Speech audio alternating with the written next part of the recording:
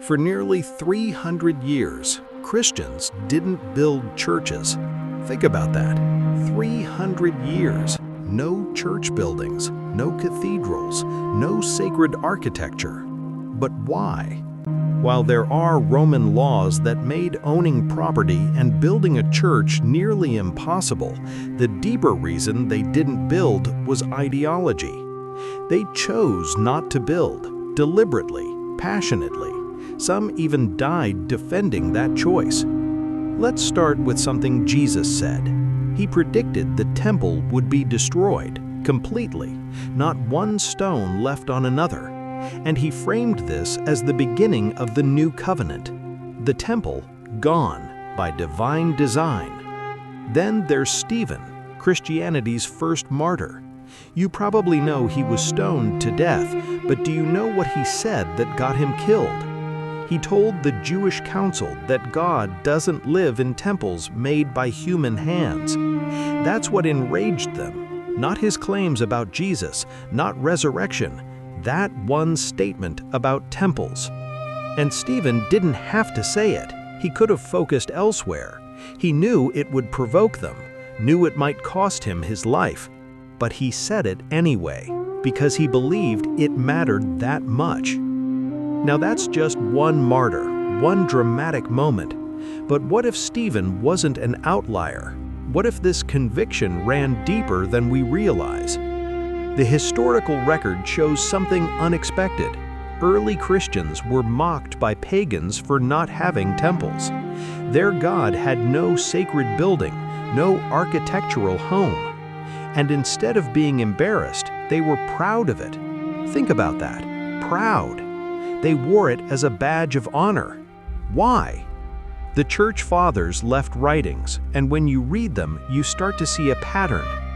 Clement of Alexandria, writing around 195 AD, said this: "The word prohibiting all sacrifices and the building of temples indicates that the Almighty is not contained in anything." Notice that phrase, prohibiting the building of temples, not discouraging, prohibiting. Origen, around 248, wrote, "We refuse to build lifeless temples to the giver of all life. Our bodies are the temple of God." He continued, "When they reproach us for not deeming it necessary to worship the divine being by raising lifeless temples, we set before them our temples. Our bodies, not buildings."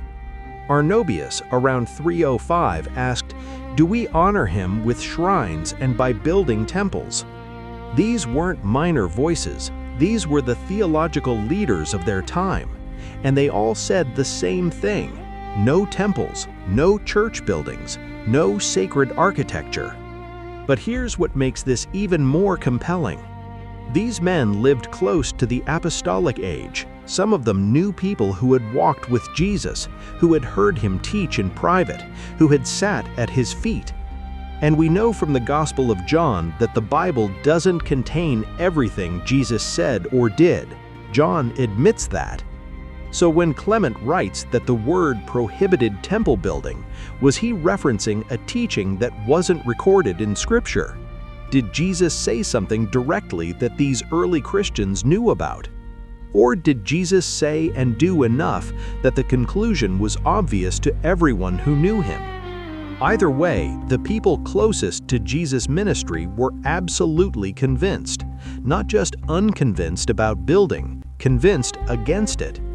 They believed their covenant with God had nothing to do with sacred spaces, everything to do with sacred people. For 3 centuries this held. Christians met in homes, in catacombs, in open fields, anywhere but dedicated worship buildings. If they had felt building a worship center would honor God, just as we believe today, they would have risked building, ignoring the opposition. But they didn't, because they believed God had moved past temples. And then something changed.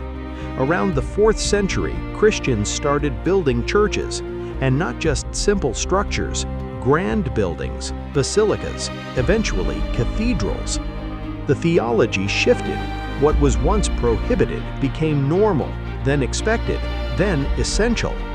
Today, we have billion-dollar buildings, megachurch campuses, church planting strategies based entirely on real estate. We call buildings God's house. We call them sanctuaries. The early Christians would have found that language shocking. So what happened? Why did the theology change? And more importantly, was that change a step forward? Did we gain something vital when we started building churches? Or did we lose something Stephen died defending? These aren't comfortable questions, but they're honest ones. Because if the Christians who lived closest to Jesus' ministry were this passionate about not building worship centers, passionate enough to die for it, maybe we should at least understand what they were thinking. What did they see that we've stopped seeing? And what does that mean for how we understand church today?